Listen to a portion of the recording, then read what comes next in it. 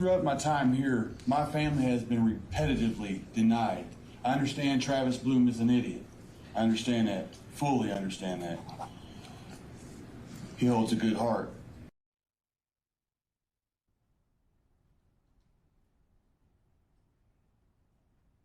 Fabricating fictitious government you ever seen. My little brother used to run to mother and say, "Mom, BB hit me." BB was my sister. He used to say, "BB hit me." Mom would say, "Well, my lovely young man, where are the marks to prove such?" Well, Mom, show me the marks. He could not show any marks. Mother would say, "I can't tell where the marks are." True story. And the evidence is going to show that law enforcement tampered with evidence to meet their such high burden of proof. While I'm waiting for this, did you, whether it's true or not, believe that Mr. Randolph had slept with your wife? I wouldn't have cared. You wouldn't have cared? No. Did you believe he had slept with your wife? No. Did you believe he slept with your mother-in-law? Probably did. Everybody has. I'm sorry, what did you say? Said that. Everybody has. Oh, okay.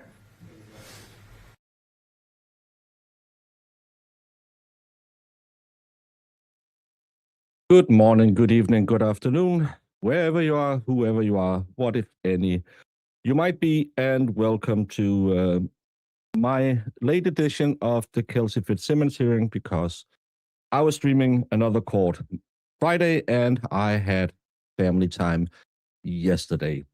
And I hope everyone is having a wonderful Sunday. And I don't know if you all know this, but there is a really good website about the Kelsey Fitzsimmons. As you can see, there's a Massa fundraiser tonight at 4 p.m. I sadly have to be up and going from the morning tomorrow, so I can't join because it's 10 p.m. my time. But if you want to go and look at the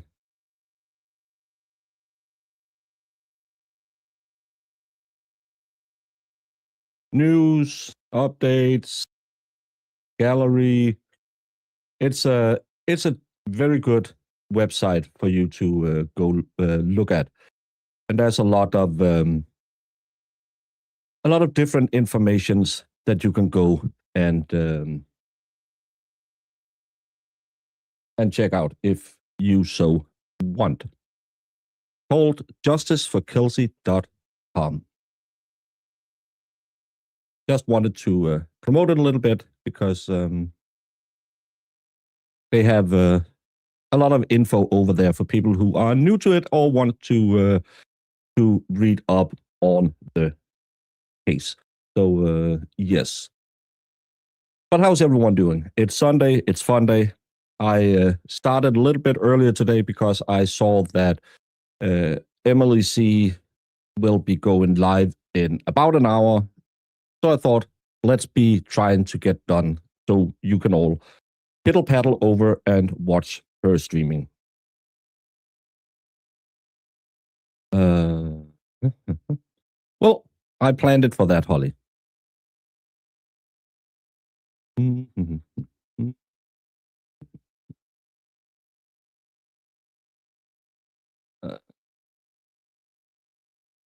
Well, it's I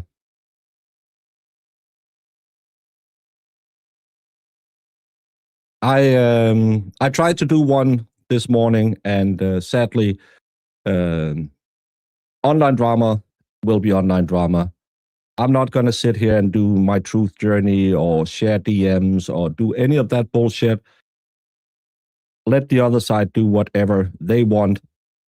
And I'm going to do my thing. I'm going to sit here and do whatever. Let them do whatever. I don't care. I've been living with this for a very long time, and I really don't care anymore. And I'm not going to do the truth journey. I'm not going to do the hey, look at this, look at that. I don't care. They've already been here twice in chat trying to start a new fight. I'm done. If you see something on Twitter that you think, oh my God, well, it's probably true. That's probably right. I've always been that way. I always did those things, and I always, I don't know, run with it, go with it. It's all true. I'm a massive asshole, but I don't want to talk about it. I don't want to care about it. I don't give a fuck anymore. I'm done. I don't want anyone who wants to ask questions. You can write suggestion box at bakermedia.dk, and you can fill that suggestion box, and Marissa will skim through it at some point. Some people will try and make this a really big thing about themselves. I'm done. Not going to do it. It's ruining my product. It's ruining your time. All for none. So let people say whatever they want. I don't care anymore. Everything's true. I really like that thing with the feather and the crop duster. It's the pain I like. Believe everything you write on the internet. I'm done. So no need for all of you people who have DM'd me already today. Not going to talk about it. All you people who have tried to say, but, not going to talk about it. Let them have their truth journey. I'm done. I'm a YouTuber. I'm not going to sit there and entertain people who want it to be about them. My end of the line has been reached, and believe everything about me. I am the worst person on the planet. Just ask Sue. I don't care. I'm not going to talk about it. I'm not going to mention any names, and I'm not going to share any DMs or whatever else will be out there. You don't have to send me screenshots of anything. It'll be deleted instantly. And if you keep sending me stuff and say, but I want to know, you will be blocked as well. I'm done. I am done. Thank you so much. Let's get back to what this program is about, because it's not about petty online drama. Kelsey Fitzsimmons had a hearing this Friday in front of a new judge where they were talking about the video we have all seen where Justin broke into her house 3 days after she was pew-pewed in the comfort of her own home. After one or two things, either pointing a pew-pew at the officer or pointing at herself. Both of them will technically, due to the weird rules they have in Massachusetts, be an aggravated assault. No matter what, it would most likely have ended up with her in prison, not in prison, but on probation. And she has spent almost half a year in prison. She hasn't seen her son since that day. And there is so many sus things going on. Remember, the judge had other cases when they found out she was making a stink with parole officer January. There is rumors out there that I cannot, that I can't get it verified. I don't live in Massachusetts. I don't have the network necessary. Aiden asked the other day, do Kelsey need a turtle boy? I think Kelsey needs a turtle boy, but Aiden can't be it because it's Aiden's lawyer. I wish some of the local YouTubers would pick up the mantle and try and look into all of this, because there's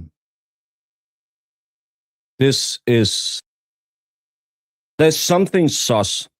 I was sent a link to the the nonprofit that the parents run, and how they knew how to not manipulate, but how they had to speak to the system for the system to give them help. And again, go back and read the RO. The RO is written point by point by point. If you take the RO stature and you take the RO complaint, you can tell they are just hitting all the points to get the RO. But there's so many things in this case that isn't right. I've talked about it the last 2 Sundays, on Lawrence last week, on Massa's the previous week, and Massa is going to talk about it again tonight, all about this case. But there's so many things in this case that just smells fishy. So, yeah. He does have Gator Boy. Yeah, I saw that. Yeah, how to navigate the system. That's the right word. It's not how to cheat or steal or anything. It's just how to navigate it. And you can tell clearly the RO is written specifically to get the RO in.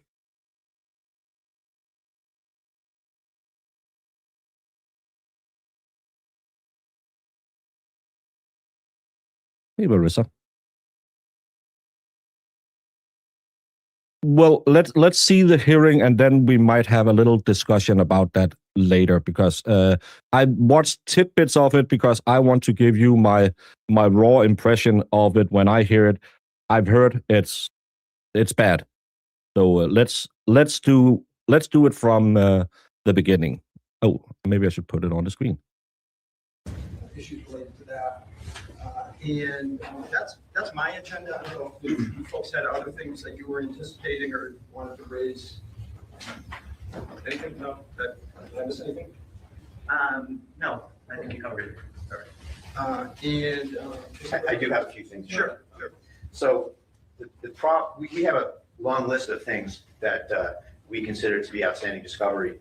So I think we have a Rule 14 issue, and Council and I have been going back and forth on it, but I don't think that there's been enough digging, frankly, about some of the stuff we're looking for. All right, so I'll tell you what, so that will be part of our discovery agenda. All right, we'll do that. I'm not cutting you off. I'm just trying to get an idea of what lays ahead. But yes, I do want to get out in front of. Yeah, this is a weird show of strength. You have 2 officers staring down at them. Kelsey Fitzsimmons is what? A $105. She is no danger to anyone. Well, they claim she's a danger to officers, but she has shown no sign of it. No sign at all. This is, again, why do you need these intimidation tactics? It's just a hearing. Anticipate discovery issues, including the motions. There's motions that were filed. Sure. And Judge, on that bail motion, I certainly want to give the Commonwealth time to look at it and react. On the what? The bail motion that I requested. I saw something. I have not read it. I don't know if Mr. Gubitosi shared. I had a charge conference this morning in a trial that's been before me for 5 weeks. It's going to the jury on Monday, and I just haven't had time. Sure. So if there was something filed this morning, I didn't see it. Sure. We can talk about. Yeah, but you said it's bail related. It is, Judge. It just whenever you're ready to address it, but there's just some pressing aspects of her terms of release that are really hindering our trial prep. Okay, well, I think so. I'll tell you this. I have read the materials that are in the file. I don't know anything else about the case other than what's in the file. But my memory is that wasn't there a 58A order? Yes, sir. And so if there's any changes that need to be made to that order, I believe the law requires it to go before the judge that imposed the conditions. Is the defendant out on conditions of release? She is, Your Honor. That's correct. Okay. So, yeah, I mean, So that's going to trigger a recusal hearing. We have a request for an evidentiary hearing that Judge Ricciuti, the Chief Justice of the Superior Court. The 58A is that dangerous to the community rule that they put her in prison under, that the judge totally overcharged her with. Took over and he ruled that my motion to recuse the prior judge was moot because she was not going to be around in the sessions. So this is a Let me first get this that you're talking about. Mr. Royan, let me get the motion. I don't think So she this has. is paper Yeah. 54, defendants renewed motion for bail determination under section 57, 87 or chapter 276. So when you say, So we're asking for a revised bail determination. That's correct, Your Honor. okay, in other words, a change in the conditions of release or something? Yes, that's correct. The document 51 in the docket, Your Honor, is our just filed. The prior substantive motion we filed was a motion to recuse Judge McCarthy 9 from the case. Okay. So let me first see if there's even an issue. So Sure. Mr. Kubatowski, presumably have seen this motion? Yes, I got it late this morning. All right. Leaving aside whether today is the appropriate time for it to be heard or not, what is the Commonwealth's position is? Should it be heard by Judge McCarthy or? Well, yes, at the end of the day, there was a number of hearings in front of Judge McCarthy. The defendant appealed her decision to the SJC. The SJC denied the appeal, saying she did not abuse her discretion. That's where it stands now. Defense counsel did file a motion to recuse Judge McCarthy. As counsel said, can't remember the name of the judge. Richard. Okay. Yes, deemed it moot because he asked her to get off the case, not anything else, just to get off the case. That's what the defense counsel was asking for. Because she wasn't in trial session, she wasn't going to be the trial judge, so none of that was acted upon. And so, but there's been an extensive history that the judge has dealt with, and frankly, I don't see a change in circumstances. Well, I would point to document 51 for a change in circumstances, Your Honor, about the true nature of what's been going on in this case. Okay. So let me say this. Everyone, leave Jason alone. Jason doesn't like cops. It's not going to change it that we tell him. Let's just all agree to disagree, and Jason can have his anti-cop statements. It's not. It's Sunday, y'all. It's the Lord's Day, and there's a football match on later. Why, oh why, do we need to fight? Jamie isn't even here, so we don't need to fight. I like to have as much as practical results and be pragmatic as pragmatic as the rules and the law. Don't call people names. So, Just doesn't help. Is it something that you would object to me hearing or something? If I have the legal authority. Not today. I'm drinking an energy drink. If you folks agree that I have the legal authority to weigh in on it, I don't know that today would be the appropriate day to do it or not, but we can talk about that.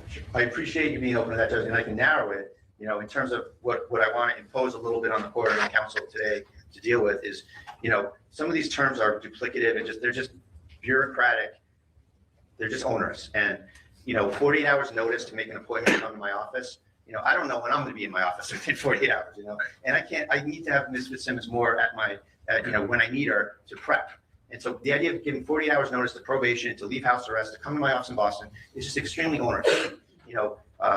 Also, she's in the custody. Let me just, because there's a couple different issues. One is whether, because I don't want to waste your You want the time, link, Jamester? in the sense that if it's something that does need to go to Judge McCarthy. So I guess what is the Commonwealth's position? Presumably the defense position is that I can hear it. Yes. And I should hear it. You should. Well, our position is that she should be recused. We're more than willing, ready, willing, able, and happy to have an evidentiary hearing on it. I don't think the Superior Court wants that on her recusal. And we think that the entire framework of this case has been an absolute circus from the beginning. And I'm glad you're here, frankly. And I have a pending motion to recuse. Well, not pending, but I filed a motion to recuse, Judge. And I am very unhappy with the way this thing has unfolded since arraignment.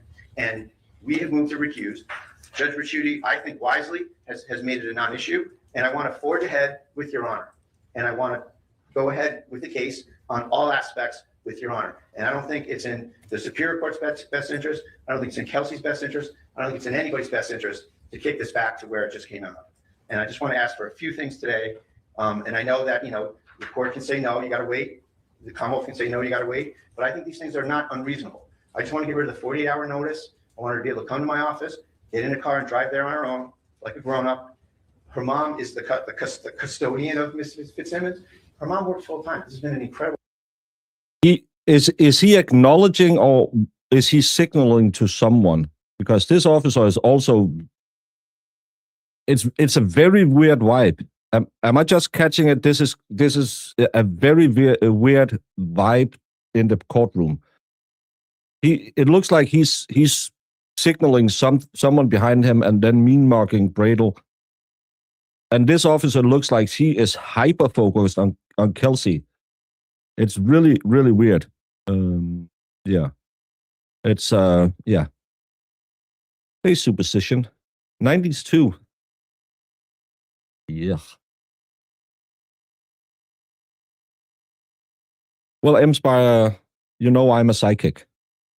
That's why tomorrow I'll just before any rumors get out there, tomorrow I will not be doing court trial streaming.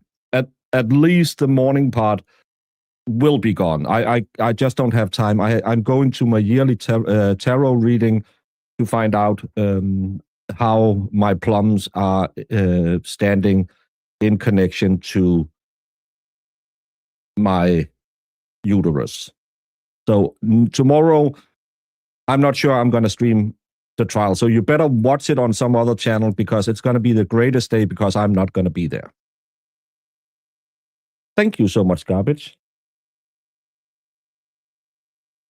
Love you, Baker. Love you right back. Don't tell your husband I'm in enough trouble as it is.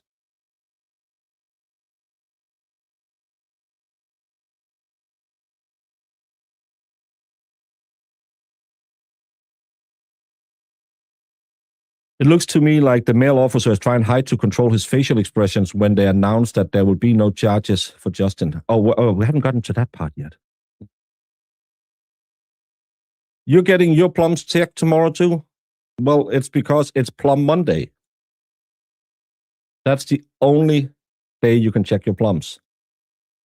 Can we just wait for you and catch up? Maybe, but you know it's going to be fireworks. Hardship on her. She's got to drive her to my office and sit around for 3 hours. Really unfair. Let's do this.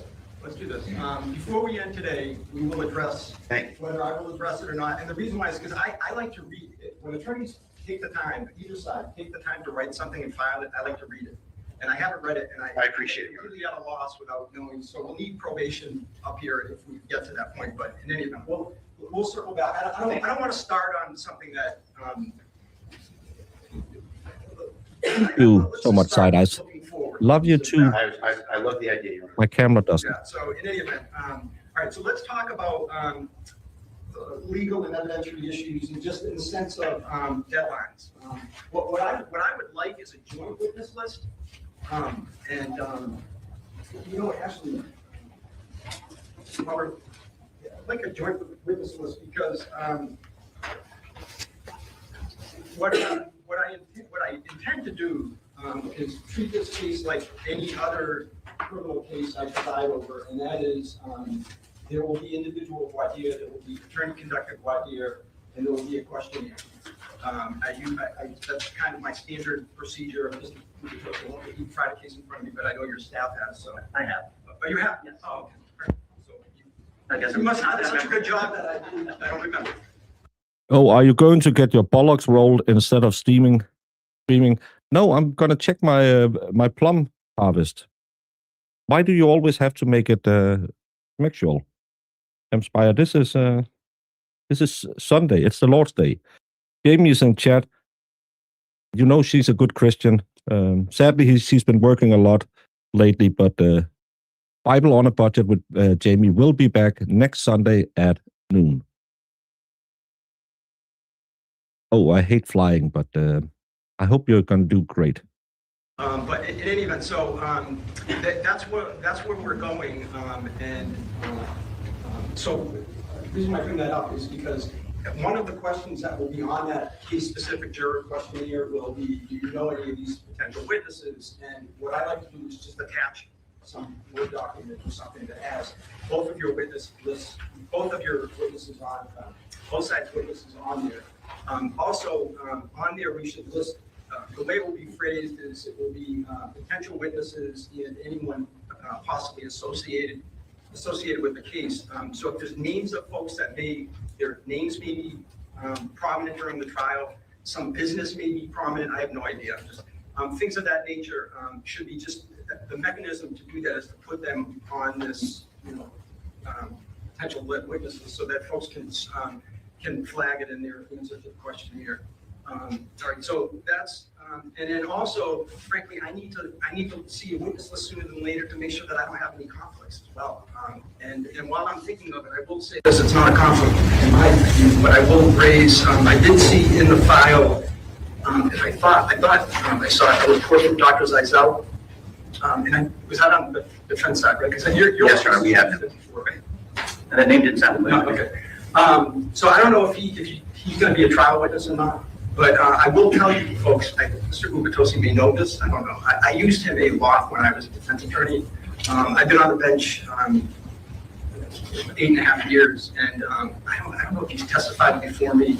I did keep in touch with him professionally for it felt like the first year or two I was on the bench, just because I still had cases. There were still cases pending that I had been counsel on. But I don't believe I've spoken to him in 7 years or something. But I did want to disclose that. Again, I don't see a conflict at all. I'm sorry. Can you see this implement right here? If you turn it downwards, you could hear what the judge said without the noise amplification. But you folks can think about it. And do you expect that he'd be a witness? So Judge, we're sort of on the fence about it, actually. That's the number one area that we're on the fence about. But if you don't have a problem with it, we certainly don't have a problem with it. Yeah, I don't, but you folks will let me know. So on the legal evidence, what motions, what unusual trial motions should I expect, if any? I don't think there are really any unusual ones, like bad motions, things like that. There's nothing unusual from the Commonwealth side.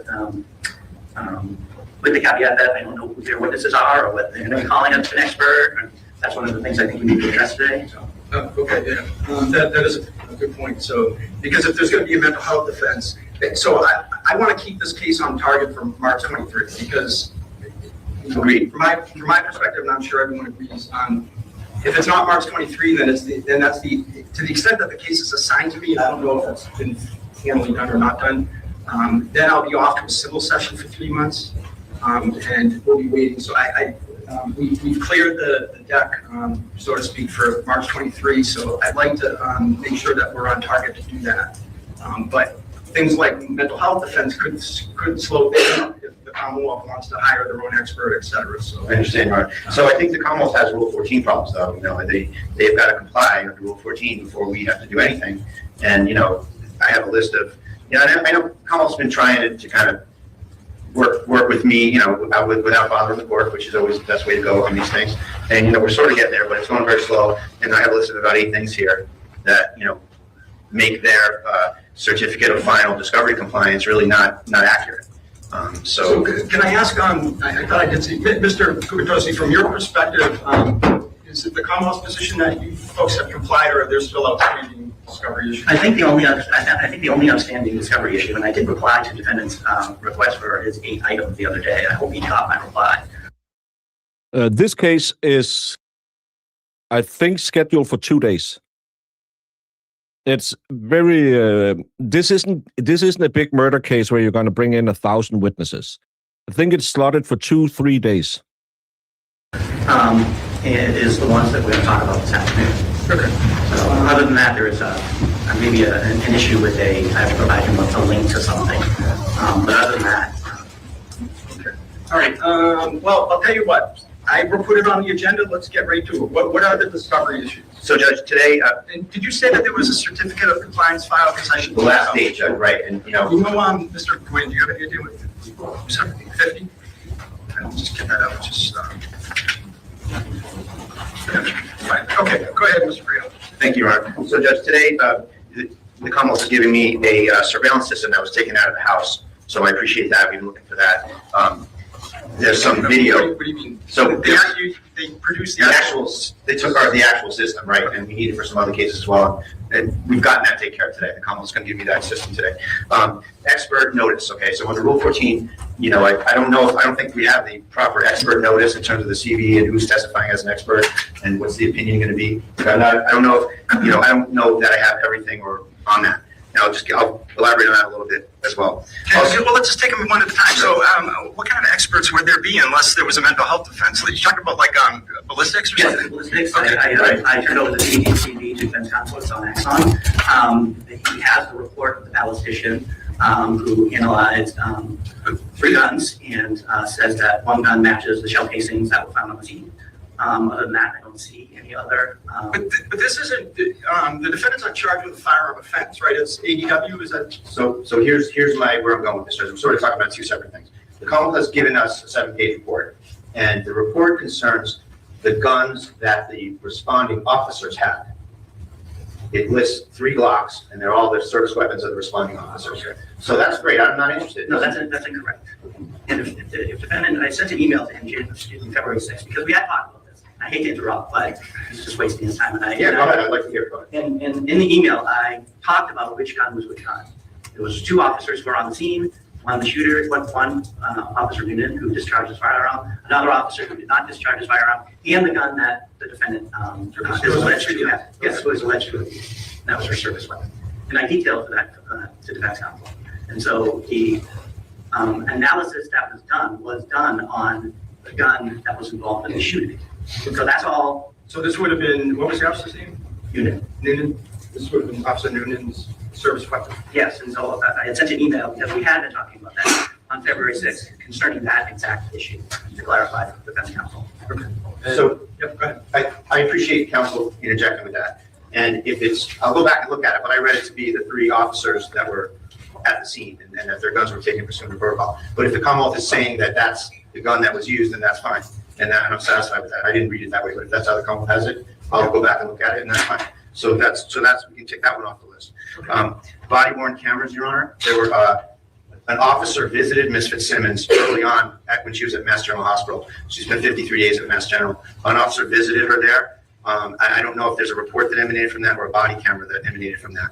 And then, So when you say body camera footage, it's very narrow. You're saying, like Right. there's a specific event or right, there was one officer that visited her at the hospital, right? Okay, and was this a social visit or something? That's a good question. It might have been half and half. I'm not sure. And, would this have been a North Andover officer? Yes. State police. Okay. Yes, So, and have you told the Commonwealth the identity of the officer or the service? It actually might be a trooper.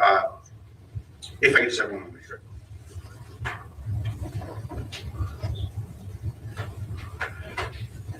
Detective Dan Furman.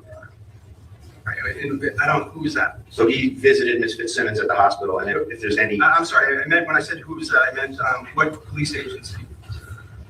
so there's a visit from someone who might be a social visit or a police visit. I don't know what it is, but I'd like to know if there's any documentation of it. All right. So this is, but again, this person's name, this officer, detective's name. Furman, F-U-H-R-M-A-N. Okay. And what police agency does he work for? North Andover. All right. And so this should be, well, and you're saying that you don't know if it was a social visit or not? All I know is the North Andover police officer visited her, and is there any documentation of it, or is there a report? Is there a text message from it? Is there anything from it? I just want to know. I'm not expecting any answers right now. I'm just, do you want to weigh in on this? No, that's the first I've heard of it. And I don't think the defendant would know if it was a social visit or anything more than that. I don't believe North Andover has body-worn cameras, but I will certainly make an inquiry. This is the first I've heard of that. So, all right. And then there's also office wanting to move the case along and get her arraigned. And there should be body camera from the state police from that. All right. So is it? And I believe that's true as well. Is this request? Are you familiar with this request? My understanding that defense counsel called me and asked that there not be body-worn camera when the state police went to her. So, but I will double check that. So. Okay. My client tells me that there was body-worn camera that was activated, and that she was informed that there was body-worn camera. Okay. Well, if there was, then it sounds like it wouldn't have been North Andover. So No, that's state police. State police, That's yeah, is here today. I'll ask him. okay. All right, and you know what, excellent, because if the troopers here, to the extent that we can put any of these issues to bed today, that would be great. So what else? Promises, rewards, inducements, Your Honor. That's the subject of an entire filing today. I love that. Promises, rewards, inducements. Now it's going to get spicy. But that's a new information that I didn't have before this, that apparently I have been at visit at the hospital with someone wearing a body-worn camera, a state trooper. So why doesn't the state know this? Shouldn't the DA office know? Because if he's wearing and he's saying, I'm turning it on, it's not a social visit if you, okay, I have my body cam on. If you're just going to give her some flowers and say, hope you get well soon. That sounds really weird. Fedorowski, it's because I'm late. Sadly. We will, do you want to do that now, or do you want to, what else is on your list? We'll circle back. That's the list, Your Honor. Okay. All right, but I want to make sure I'm not missing anything, because didn't you say that you had 8 things and I only had 4? So I'd like a witness list from the Commonwealth. I'd like to move to strike the certificate of discovery compliance to the extent that it triggers our obligations when their discovery obligations are not satisfied. And by the way, pretty quickly, I don't have these rules about, I have a case in front of me now where there's 3 DAs and 3 assistant DAs and 1 defense attorney. They're all welcome to speak. So to the extent that I'm not, I don't have rules against more than 1 attorney speaking. So I appreciate that, Your Honor. I'm not afraid to speak. I certainly know you're not afraid at all. I don't want you to, anyone to think that, to the extent that you want to be heard, you can be heard. Thank you. I appreciate that. What else? Judge, there's also some OneDrive links that I think the council referred to that. There's some OneDrive links for some discovery that we don't have. That we got some Axon discovery that had OneDrive links in it, and it was not communicating very well with our computer. So council is going to get me OneDrive links for, I believe, 37.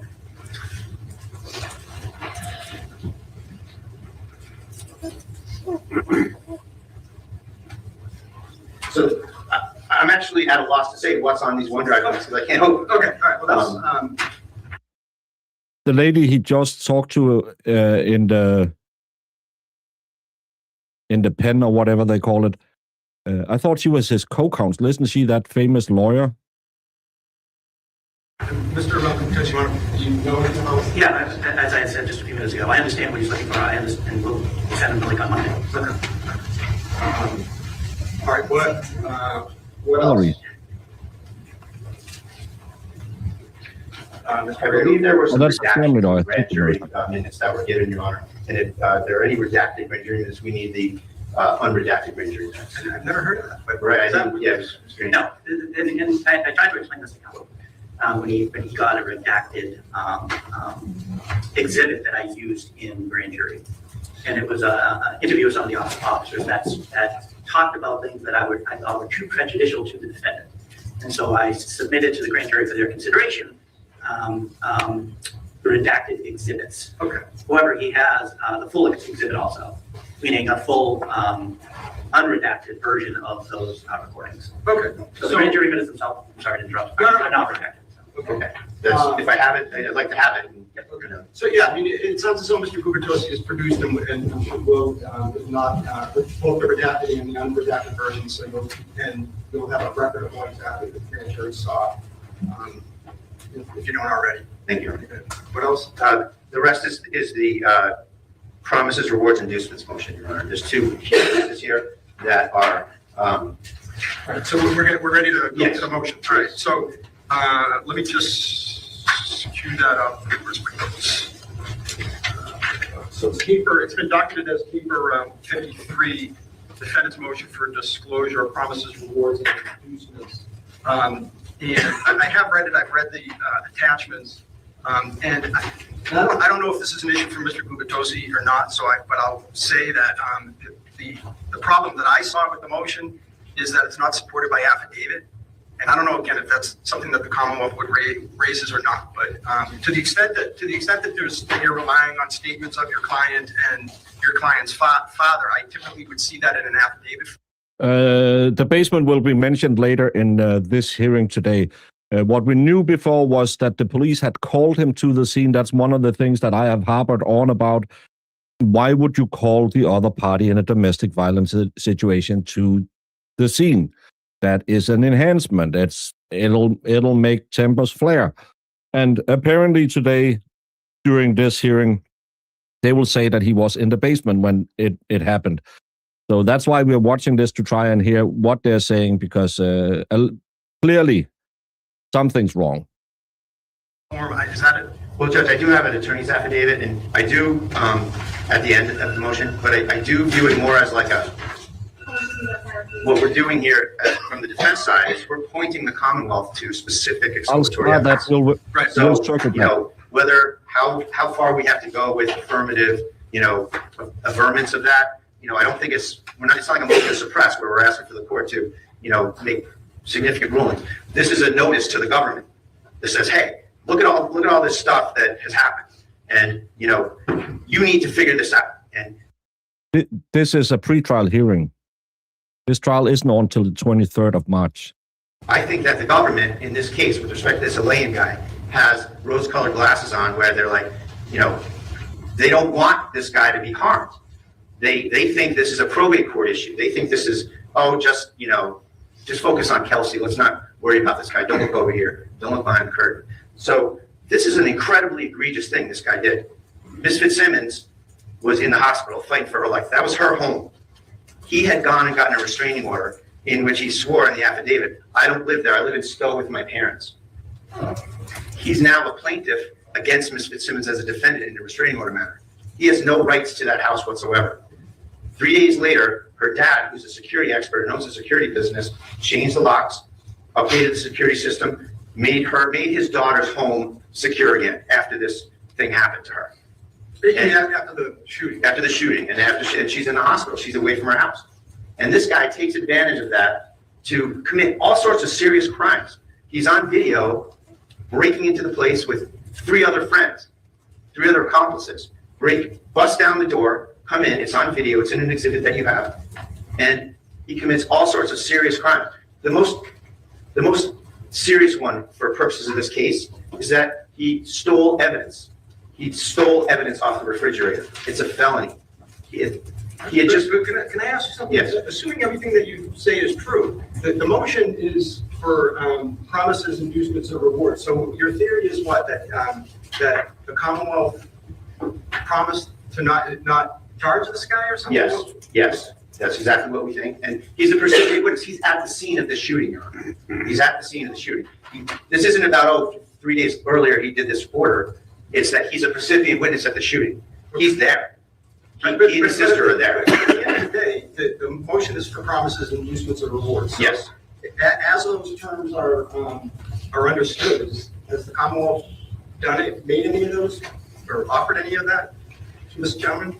I think I can answer it this way. Okay.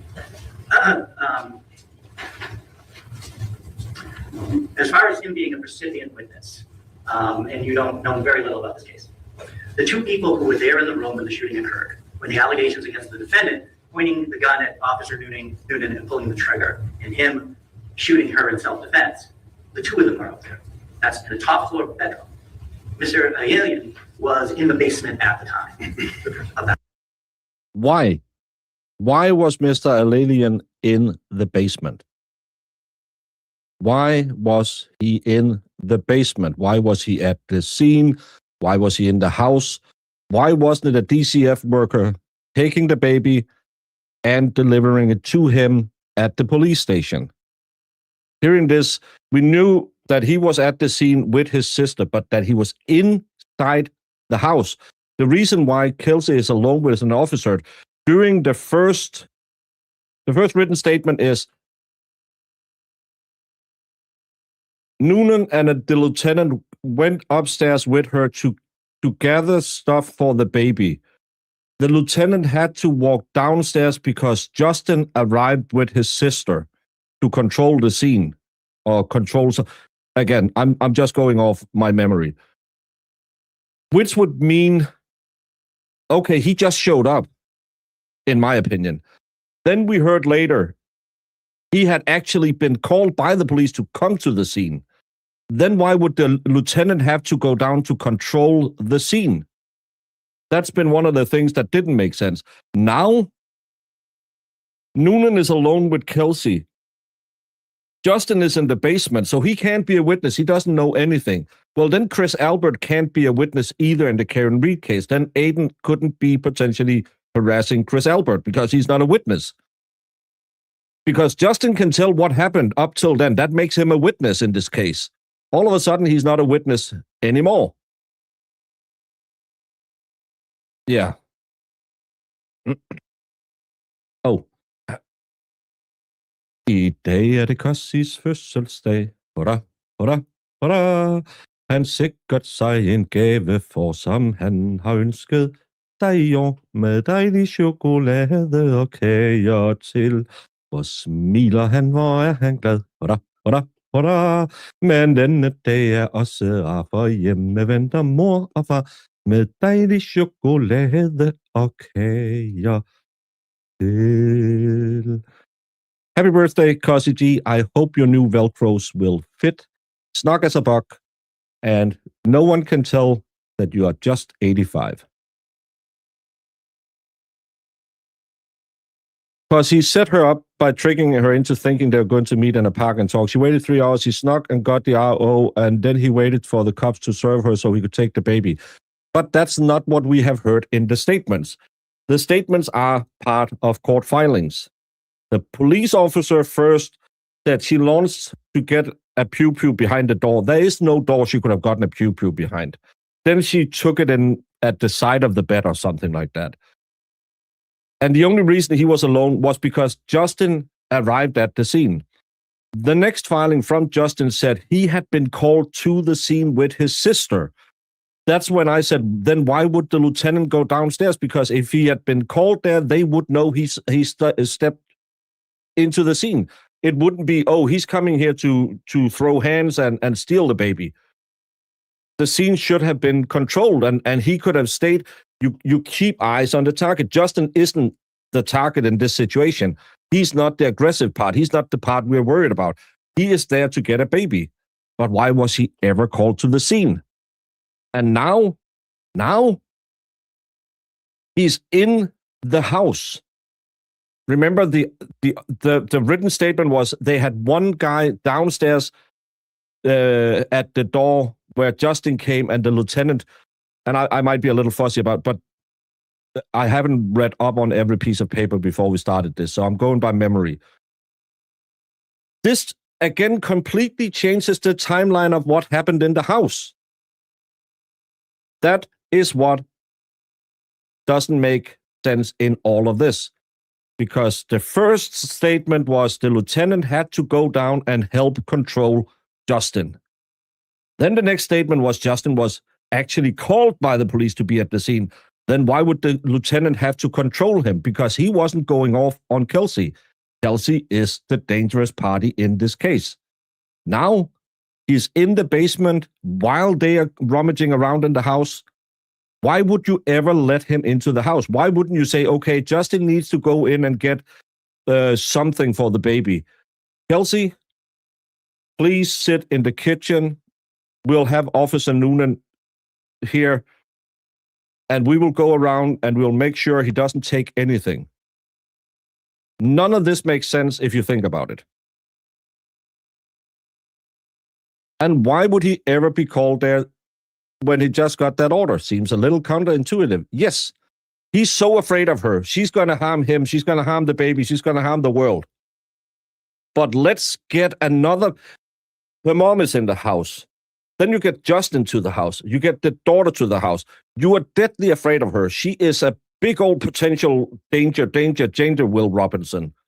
Let's bring more bodies into the house and maybe let some hot lead fly around. Would you try to minimize or maximize the potential number of victims in a case like this? I really, really, really don't understand any of this.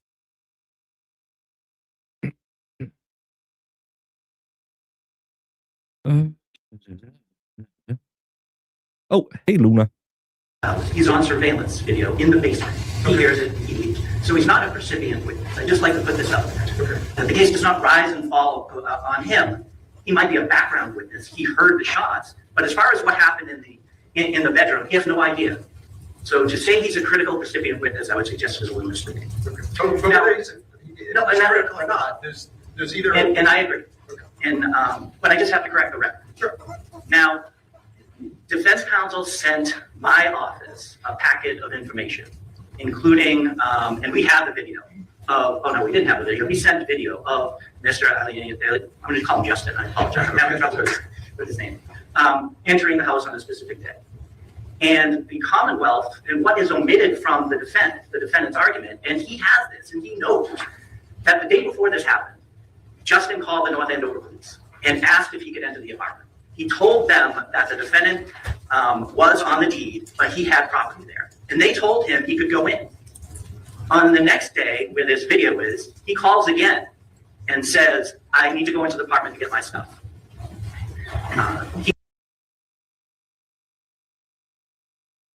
Why, oh, why didn't you then say, that's okay, wait for Officer Johnson.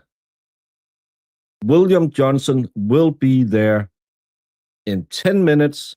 He will make sure you enter the house legally. Oh, you don't have a key? Well, we'll have to call her mom and she can come and unlock the door. Or a locksmith, whatever we need to do. Then William Johnson will be walking through the house with you, making sure you don't pick up random stuff that's not hers. That everything you pick up, okay, this is a t-shirt size XXX, probably not for her. What are you doing with her birth certificate? What do you need that for? Why don't you have a custody list where everything removed from the house has to be signed off by William Johnson? Again, something's wrong. He asked for a police escort because he's afraid of what the defendant and the defendant's family would do if he went in there. He was worried about his in his words, vengeance. Okay? And so he does go in. He does push the door open. He goes in to retrieve his items. With the police escort? No, the police didn't come. At that point, the alarm went off because I'm assuming there was some surveillance video in there and an alarm system. Sure. When the alarm goes off, he calls the police and he says, can you come here, please? The alarm went off. I'm worried that the family of the defendant will come, and I'm worried what will happen because they're very vengeful about the whole situation. And they said, we're not coming, but if he shows up, let us know and we'll come and keep the peace. He then gathers his belongings and he breaks the door down. That's breaking and entering. He didn't have a legal residence at the house. It's her house. And you say, nah, you just kick the door in and do whatever you want. And that's not a problem for the North Andover DA's office. okay. So we can't look at a crime. The Commonwealth, in any case, does not look at a crime in isolation. We have to make determinations when we're looking at cases. Okay? You don't look at a crime in isolation. It's a different crime. It's a breaking and entering 3 days after an officer involved pew-pewing. That had nothing. You just said Justin had nothing to do with that pew-pewing. Now all of a sudden they're interconnected.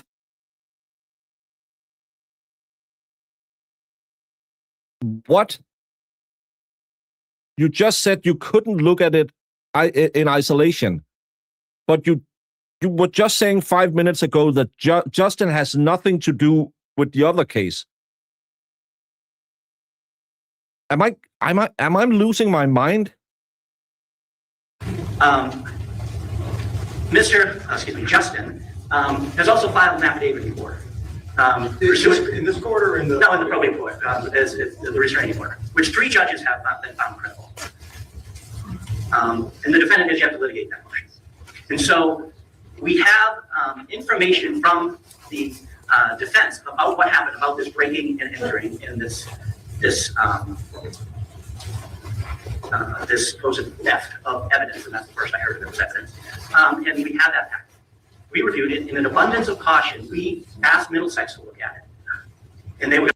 I didn't think about that, Tracy. Maybe because he wanted to get into her bank accounts and do stuff there. He needed to provide a piece of government ID to prove. Sometimes, for instance, when I apply for ESTA to go to Americas, I had to take a photo of my, well, back in the day, I had to take a photo of my passport to show I was me. But also, if you have a bank, and then sometimes you need to take a picture of your ID and send it to the bank. No, not when they call you and say, by the way, someone's trying to rob your bank. You better send me photo IDs. But if you go online and set up an account, a lot of times you will have to either provide your passport or your driver's license, because in Denmark we have our social security number that's unique. So we use that as identification, and then you have your photo on it. Could be why he needed the passport. I was thinking it's more like a domestic DV situation. It's the control aspect. He can't do nothing. I have her shit. I cancel her trip. That's one of those, you can't have nice things because I'm in control of you now. I got the DV vibe off of this.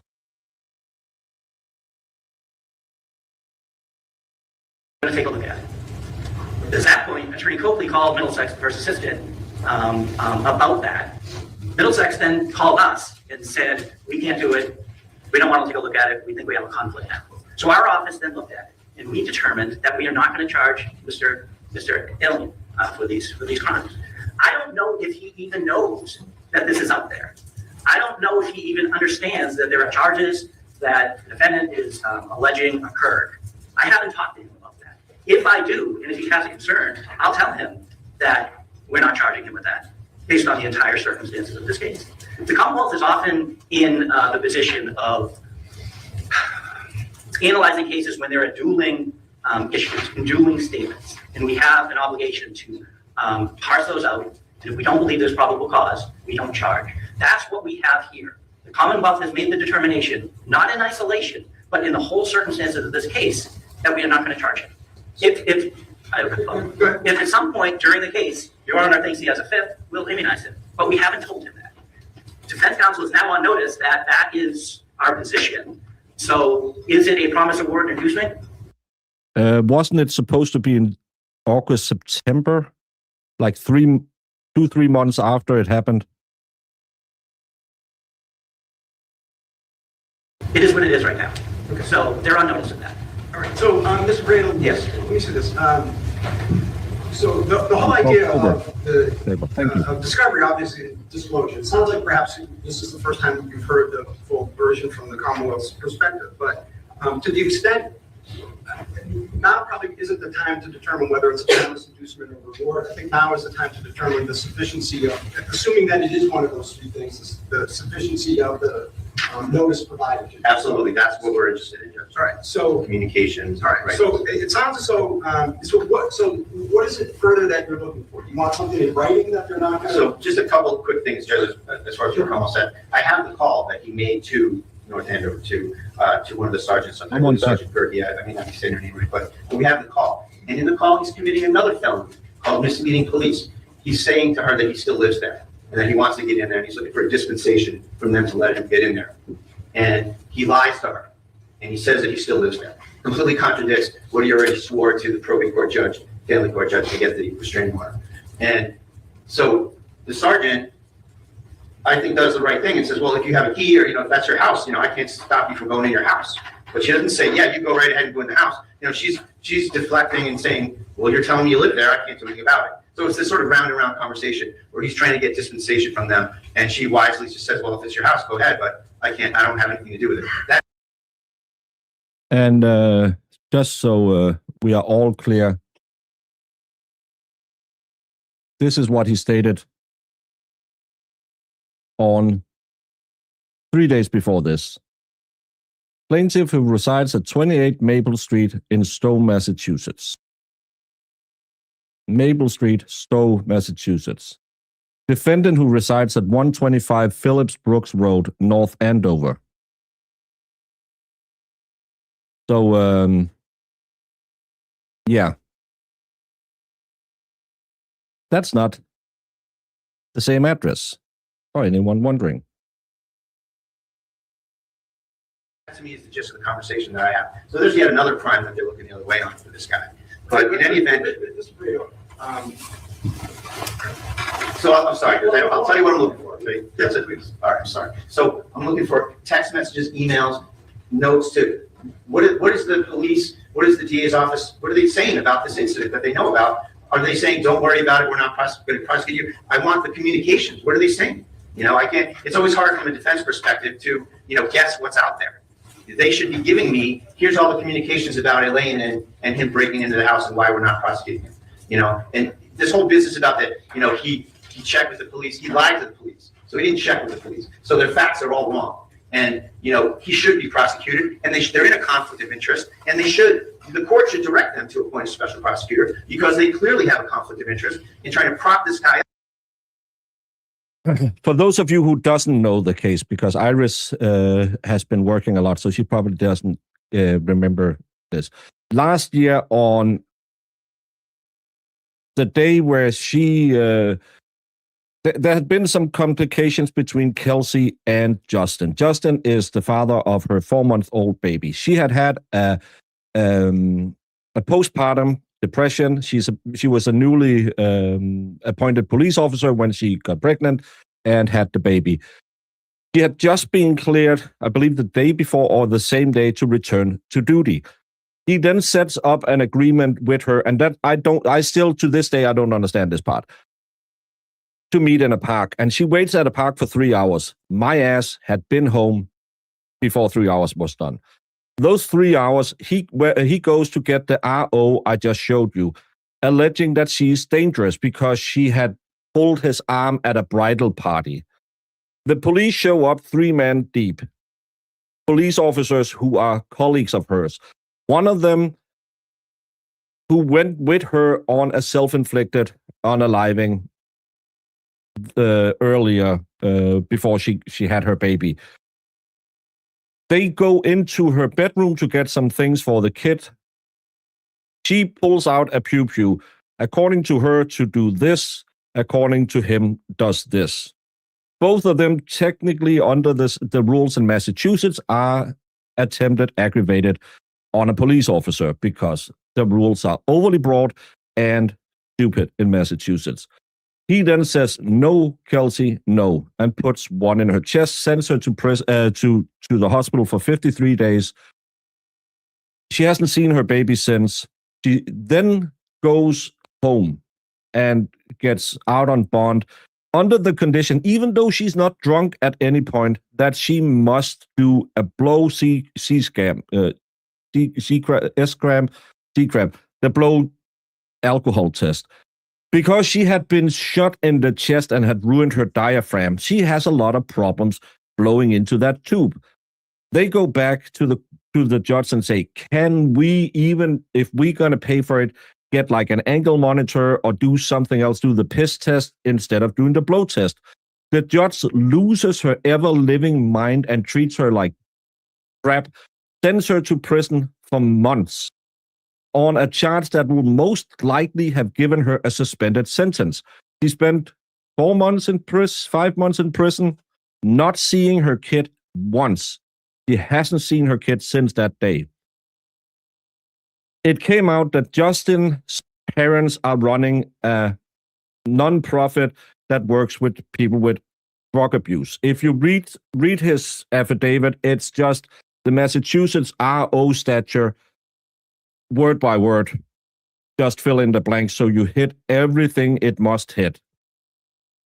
The police at the scene calls Justin to the scene, and now they're saying he was in the house while they were trying to take her baby, because that's what you do. Justin has also demanded that she sells her house and gives him $515,000 in potential spousal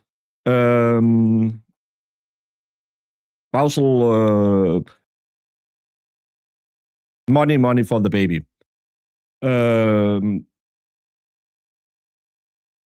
He's then found on camera 3 days after she's been pew-pewed, breaking into the house with 3 of his friends, where the defense alleges he stole her computer.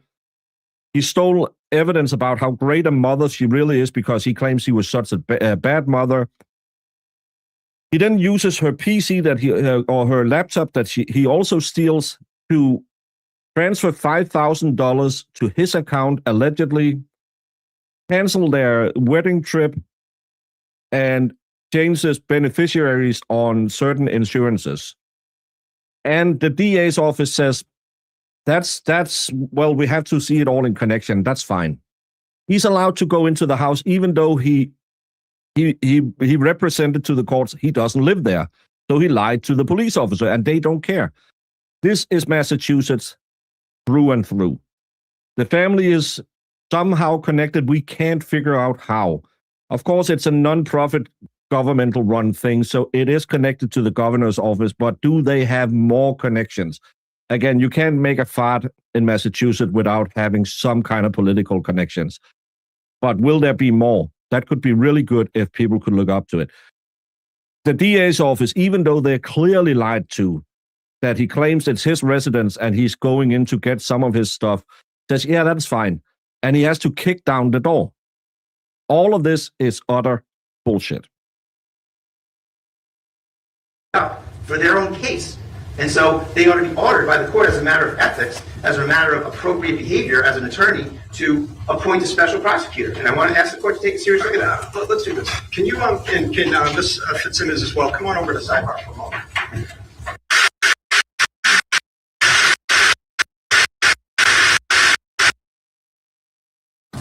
So the ransom note that was what Boston 25 had from yesterday.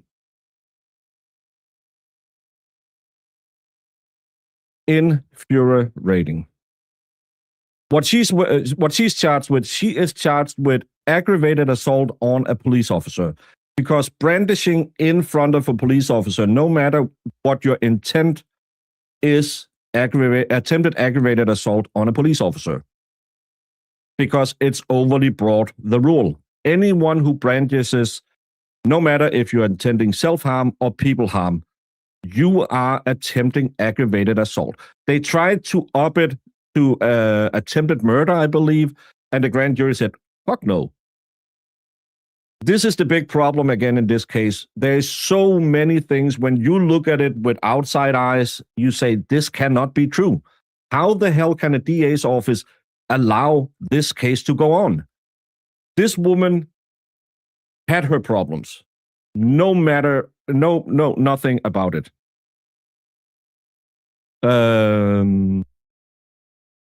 Because she had postpartum depression, but that doesn't mean that they should treat her that way. Sending 3 officers who were her colleagues, one of whom she had been at a self-inflicted death previous, and leaving him alone with her in the room without securing her hands, because as I've said, do you know how this doesn't happen? You put her in handcuffs. Yeah, but there's no reason to. They do it almost every traffic stop. They say, okay, for both of our safeties, let me just put you in handcuffs and I'll release you as soon as we're done. They could have just put her in handcuffs. If they were going, they said they were going to look for baby clothes, and she said, my pew-pew is in the basement. Okay, put her in there in handcuffs, put her at the door and say, okay, where is the nappies? They are in that basket. Oh no, that was a pew-pew. That wasn't a nappy. That's the problem. These people set her up to fail. They allegedly sent 2 police officers, an officer and a lieutenant, up with her. Then Justin arrives at the scene and the lieutenant has to go down and control the scene. But then later we find out Justin was invited to the scene. And now today we found out Justin was inside the house in the basement. How the hell does that happen? Thank you, Jackal, for becoming a YouTube member. Emperor. But this is just typical Massachusetts. And again, we need someone who can dig that little bit deeper, because I really can't do it from Denmark and find out how are they getting this special treatment, these rewards, inducements, and chocolate bars or whatever they are getting. There is surveillance videos of all 3 cops coming in. Noonan walks in second and has gloves on. He's the only one. That's another thing. But again, if he was there to do something, he didn't need the gloves because, again, they had a backup story. She pulled out. And the thing is, it's not contested that she pulls it out. She hasn't contested it. So there isn't, they planted it on her after. She has admitted he took it out and did this. So I don't think they were a hit squad. We can't go that far. I'm not willing to go there and say it was planned and they expected her to expire. I'm not willing to go that far because again, they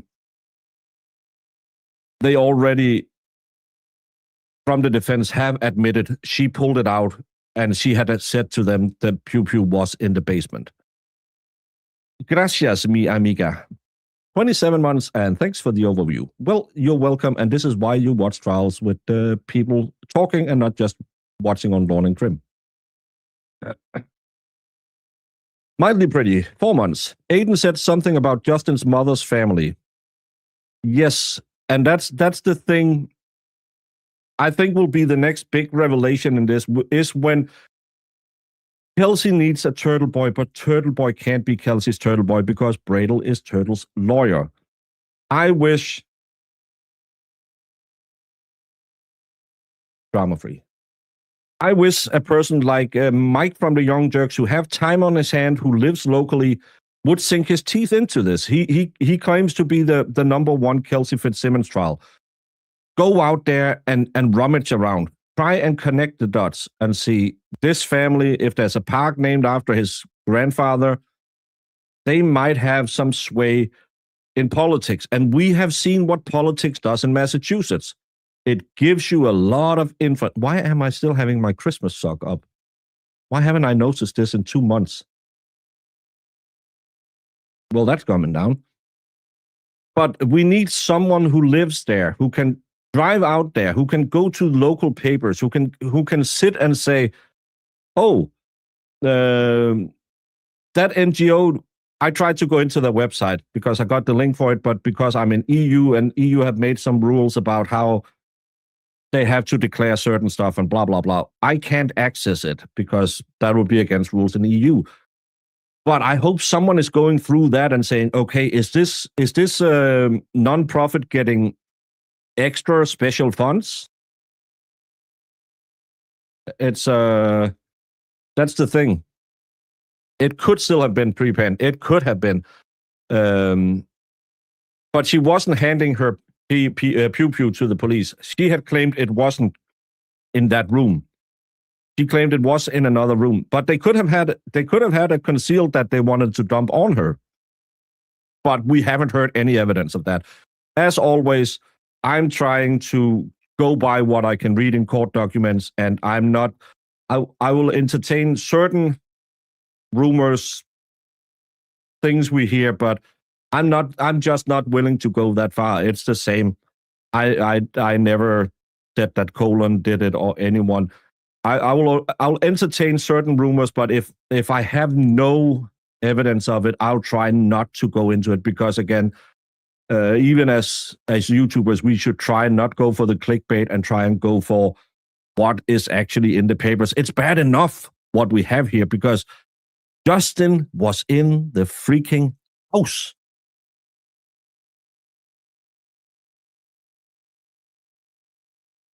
Masa is doing a ton for Kelsey, yes. And he will be having a fundraiser again, 4 p.m. this afternoon. Sadly, I have to be on the go all day tomorrow. I had a long drive yesterday. I'm going to drive a long way away again tomorrow. My back isn't great so I'm prioritizing sleep. That's why I'm doing the Kelsey Fitzsimmons. I was actually going to redirect you to it, but I'm going to redirect you people over to Emily C because she is talking the sidebars with Samantha and I think Loophole Lawyer, but I will find a link for Massa's so you can set it up already. No, that's a StreamYard link. I'm probably not going to share the StreamYard link. That wouldn't be good. But please join Masa again tonight.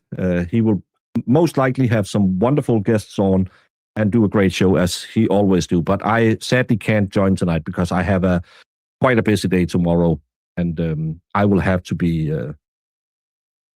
out and about very early. So I can't sit up till midnight again tonight. So yeah.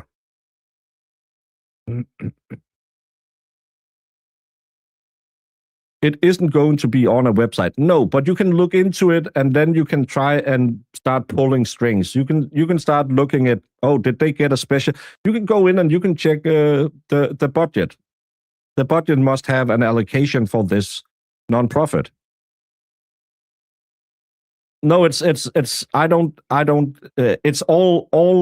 of the website. I can't go into any of the website. It's the same. I can't go to Boston 25's website because news in EU from America has to follow certain rules and they have to be blah, blah, blah. It's politics.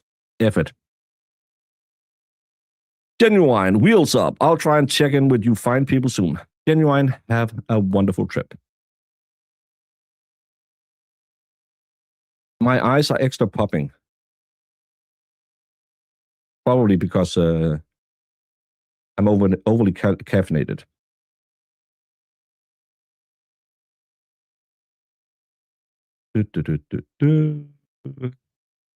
Jess has been going to the hearings and posting her thoughts and such.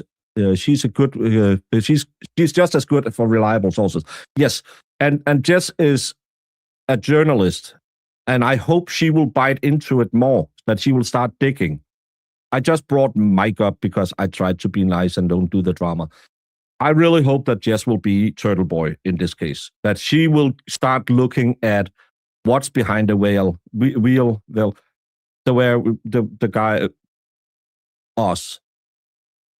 That she will start doing some digging because there's so much in this case that we need to see. And we know from Karen Reed, it wasn't until people locally said, this is crap. But I know Jess has been at the court hearings and law girls, not attorneys, have been there. Mike just wanted to come off as the great Kelsey Fitzsimmons channel. No drama. So I mentioned him to be nice. I tried using a VPN. It was other shit, and it was what I was recommended. I had VPNs on. It just slowed everything down and made it unbearable to read. So I would rather, I have some good mods who helps me out with stuff like that. Oh, Miss Noma is also having a... Oh, and I owe Alyssa one. Let's do Miss Noma first. 4 months. Thank you, Miss Noma.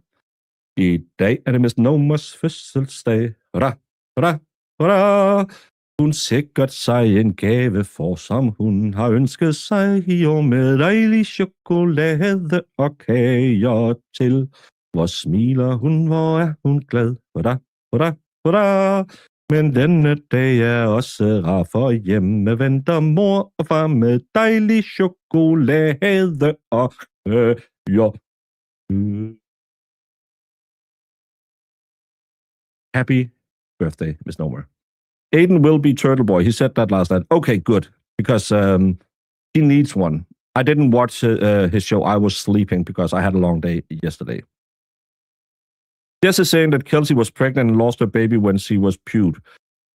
I have heard that rumor. I haven't seen any confirmation other than I know Jess and Melanie has mentioned it, but I haven't seen it in any filings.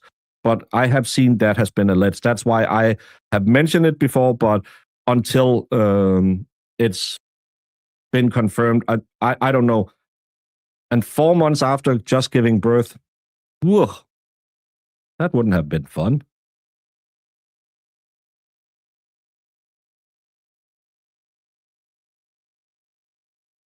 Yeah, I would like to see it substantiated, but I haven't seen anyone other than I've seen it on Melanie and I've seen it on Jess Machado's that she was pregnant at the time, lost the baby, which would be an even bigger tragedy.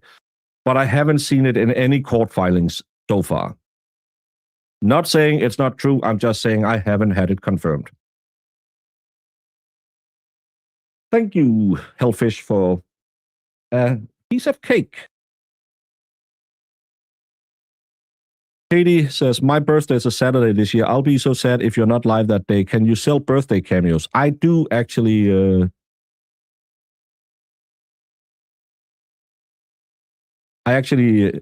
I think I had it set up and buy me... I'm not sure if I set it up correctly, but I think I've set up that you can pay me $5 and I'll say something.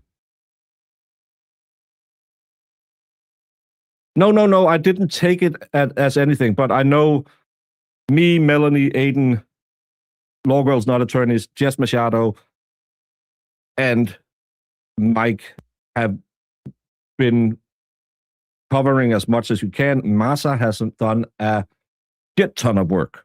Masa is the MVP in all of this. And Lauren, now I forgot her YouTube name. Conscientious Investigator. You know who Lauren is. Has been doing a lot of good work as well. But there's a lot of great... But I can't be boots on the ground. I can't go and do all the pulling in all the little strings out there. I hope someone locally will say, I'm going to just go talk on this little piece of string and see where it leads me.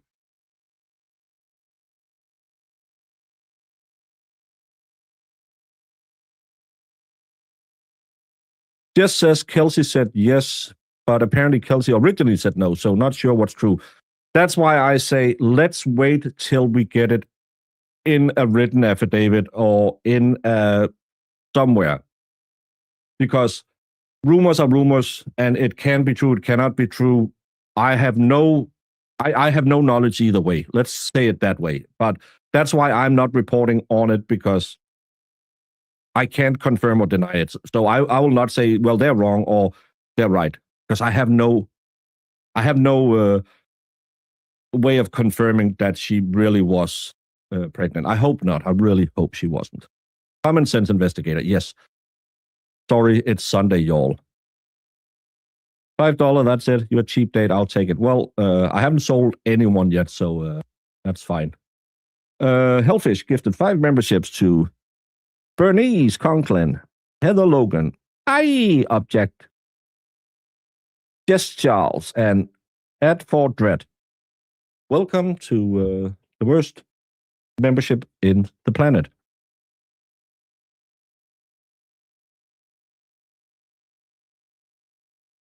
Thank you, Hellfish.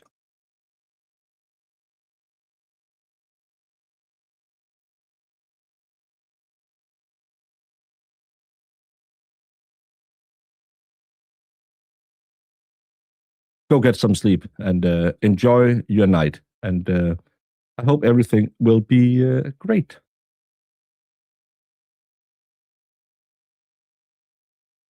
If I have to pay $5, I want a piece of cake in the post also. Not providing cake. Well, that's just how I feel.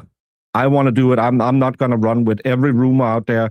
I will not yell at you for putting it in the chat. I'll just say I've heard this, or I haven't heard this, or I don't like she was set up to get viewed. I don't think so, because she has said I did pull it out. But again, I have no knowledge that can point either way, so I'm just not going to run with any of them. I think that's a pretty good fence-sitting position to have. If you can't be boots on the ground, at least you can be pants on the ground. Alfie, it's Sunday, the Lord's Day, and this is how you choose to spend it. making inappropriate jokes.